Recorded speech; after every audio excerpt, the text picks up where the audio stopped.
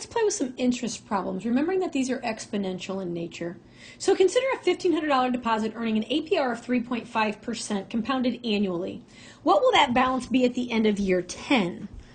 Well, balance is the initial amount, 1 plus interest. Annually means n is 1, so I just divide by 1. That changes nothing. 10 times 1 also changes nothing. So I just end up with $2,115.90. Now, because these ones don't really mean anything, if you don't have them there, you're not going to change the value of the problem, right? Because dividing by 1 or multiplying by 1 don't change anything. So what about the balance after 20 years? Well, everything stays the same except my exponent becomes a 20. Obviously, if it's longer time, we're going to earn more interest, $2,984.68. Woo! And 30 years. Well, let's change that exponent to be a 30 and see what happens. That gives me $4,210.19.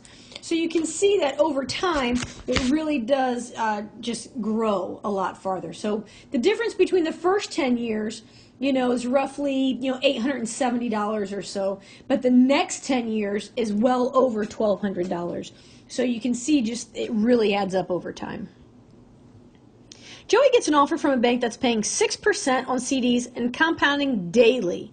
That means N is 365.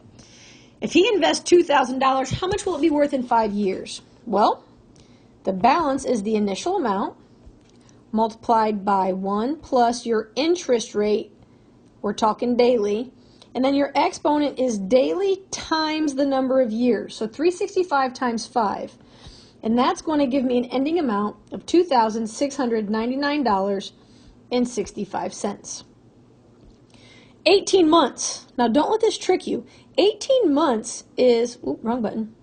18 months just means that our time is 1.5 because 12 months is a year, so 6 months is half a year, so 18 months is 1.5 years.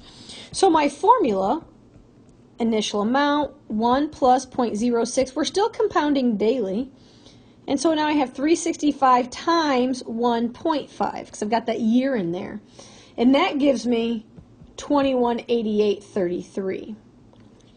And it should be considerably less because up here you're doing 5 years, and in this part B it's only 18 months. So less time means less monies. How long will it take to double? Well, in 5 years we were at like 2,700, so let's just double that time. This is kind of how I roll. I just like try things. So when T is 10, I'm looking at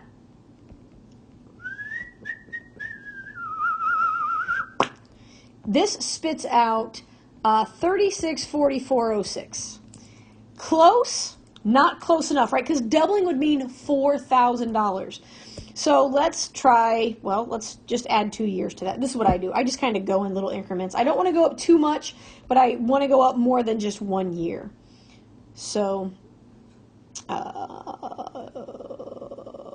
365 times 12 is my exponent, and that gives me 4108.62. And I don't know about you, but I'm not even trying 11 because I think 11 is going to be too small. So it would take 12 years for this to double, which is not bad. I mean, especially if you're not doing anything with it, you just let it in there, let it roll. In 12 years, doubling your money for just, having it sit somewhere, that's pretty nice.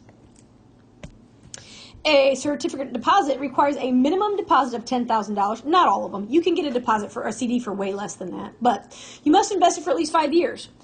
If you do that, it'll pay 2.5% APR compounded monthly. How much if you cash it out after 5 years? So your balance, you're starting with 10 grand. You got 1 plus 0.025 compounded monthly. So now I got my monthly times 5 years. After 5 years, it'll be worth $11,330 and a penny. Right? Again, not bad. You're earning over $1,300 for just letting your money sit somewhere. So not a bad way to spend a day.